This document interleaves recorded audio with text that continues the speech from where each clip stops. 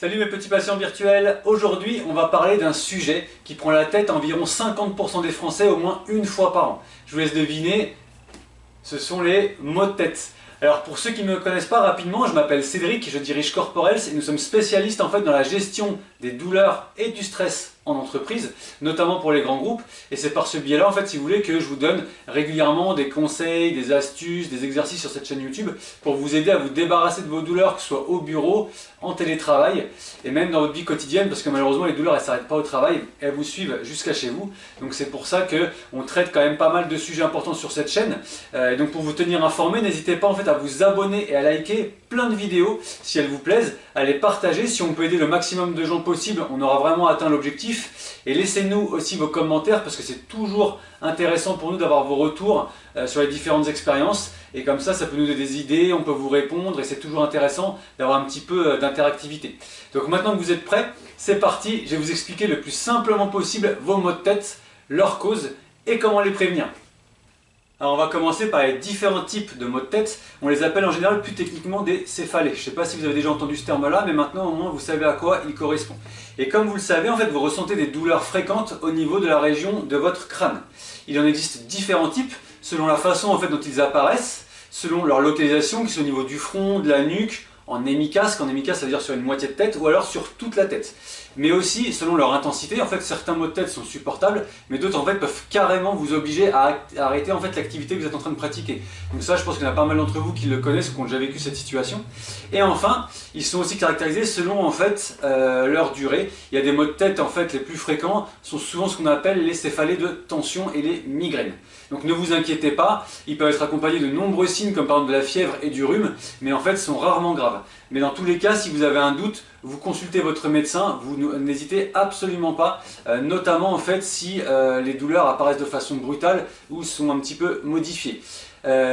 Souvent en fait la douleur elle apparaît un petit peu dans la nuque, dans les céphalées de tension et vous avez l'impression d'avoir la tête dans un étau. Elle peut être aussi d'apparition progressive ou brutale et dans ces cas là vous pouvez même avoir des sensations parfois d'avoir le cœur qui bat dans la tête comme s'il y a une sensation de pulsion, de pulsation. Chez les migraines, enfin dans les migraines pardon, c'est un petit peu différent. La douleur elle est plus insidieuse, elle est plus sourde et elle peut durer vraiment de quelques heures à plusieurs jours.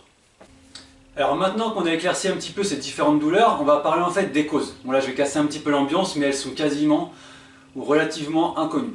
Par contre, on sait que certains facteurs en fait favorisent leur apparition, comme le stress, le surmenage et la fatigue. Et là si c'est le cas, moi j'ai la solution qu'il vous faut parce que grâce en fait à mes 15 ans d'expérience dans les entreprises, j'ai pu constater ces trois facteurs déclenchants et comme je connais parfaitement vos problématiques de posture, d'intensité de travail, j'ai pu mettre vraiment au point une méthode exprès pour vous qui élimine en fait ces trois facteurs déclenchants. Parce qu'on sait très bien en fait que malheureusement une douleur, si on n'élimine pas les facteurs déclenchants, on peut la soulager momentanément, mais quoi qu'il arrive, ça va finir par revenir ou alors par s'aggraver.